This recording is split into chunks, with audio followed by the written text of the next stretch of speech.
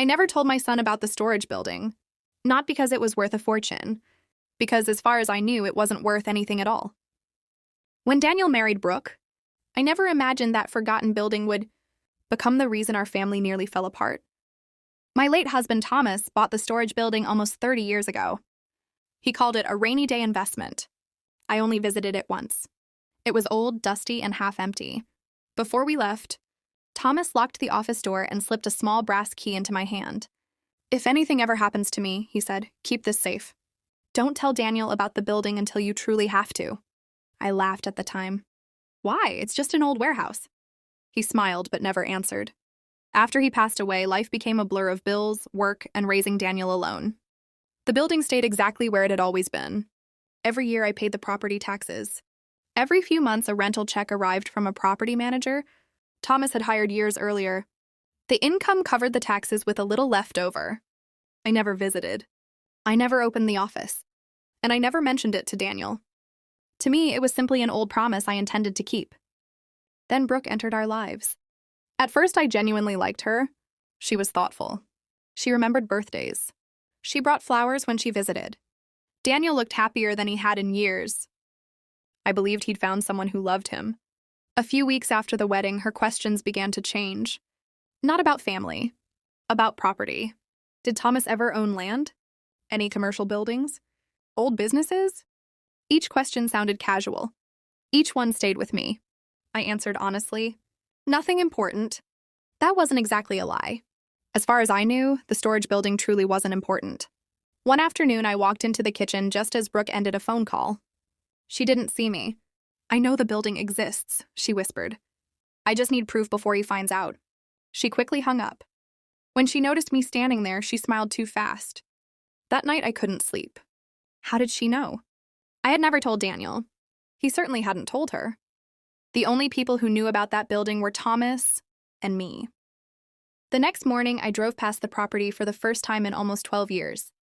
Fresh tire tracks cut through the gravel. The front gate stood slightly open. Someone had been there recently. I tightened my grip around the old brass key in my pocket. Then I noticed something that made my heart stop. The office door, the only door Thomas had ever warned me never to open, was hanging wide open. I parked across the road instead of driving through the gate. If someone was still inside, I wanted to see them before they saw me. The gravel crunched beneath my shoes as I stepped toward the office. The broken padlock lay on the ground, but the brass key in my pocket had never been used. Whoever had entered hadn't opened the door. They had forced it. Inside, dust covered most of the room, except for one path. Fresh footprints led straight to an old metal filing cabinet. Every drawer had been pulled open.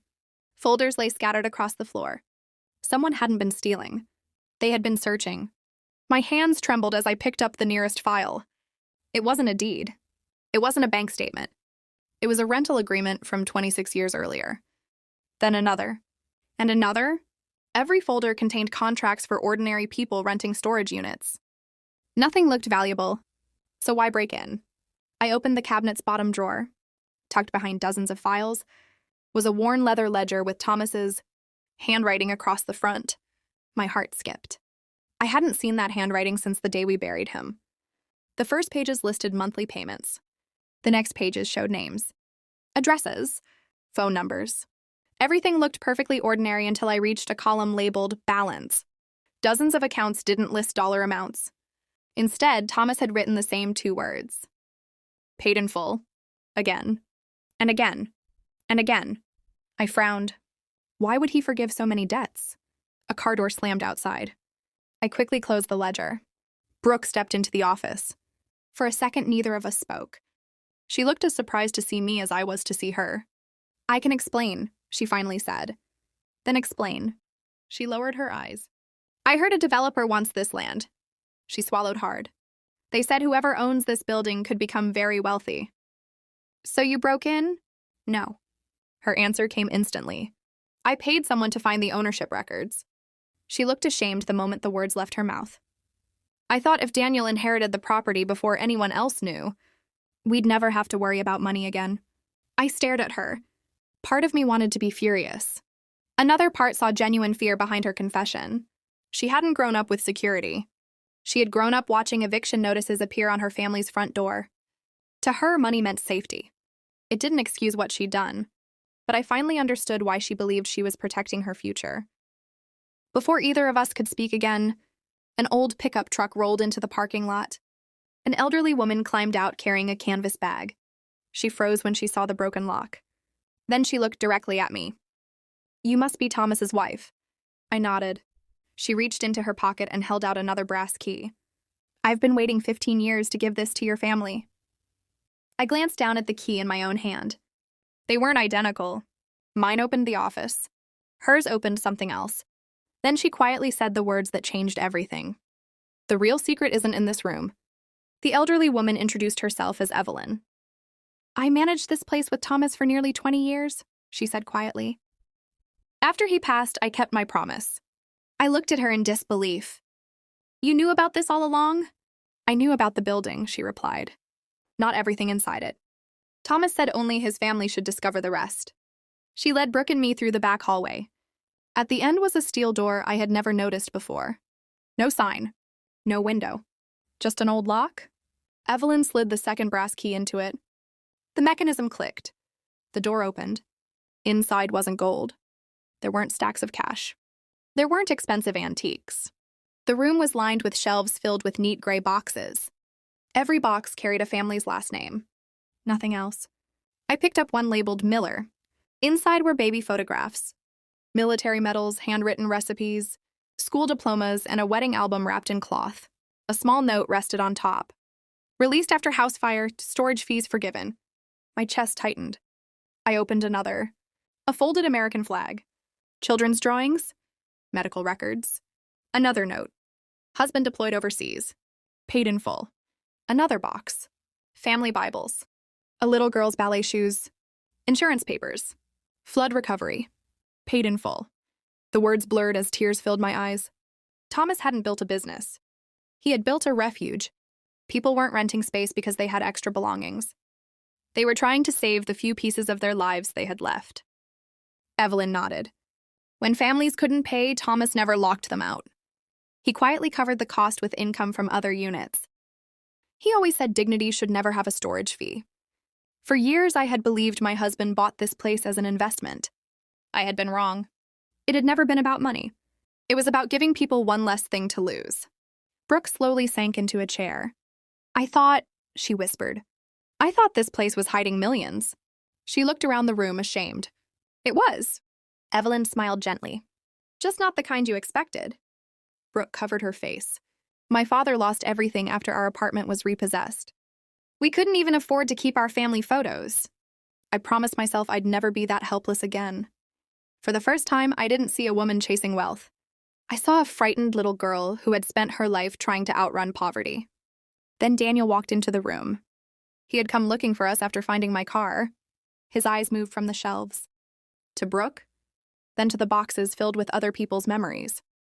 "What is all this?" he asked. I couldn't answer. Evelyn placed the final gray box into his hands. It had our family name written across the front. Thomas Harris. Daniel slowly opened the lid.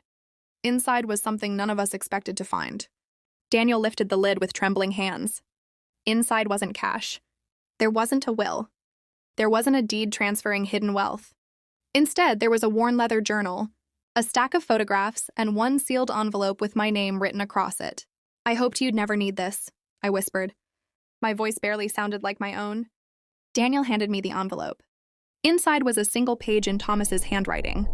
"If you're reading this, our family has finally opened the room I prayed would stay closed for years. Not because I feared the truth, but because I wanted Daniel to grow into a man who valued people before property." Tears rolled down my face. The letter continued. "I asked you not to tell him about the building because I never wanted him measuring his future by what he might inherit. If he ever learned about this place, let it be when he was ready to understand why it exists." I looked at Daniel. He wasn't staring at the letter. He was staring at the shelves. Hundreds of boxes. Hundreds of families. Hundreds of second chances. Suddenly, my husband's silence made perfect sense. He hadn't hidden wealth from our son. He had protected his character. Daniel slowly opened the journal. Every page recorded families Thomas had helped, Some had returned years later to repay a few dollars. Others had donated anonymously so another struggling family could stay afloat.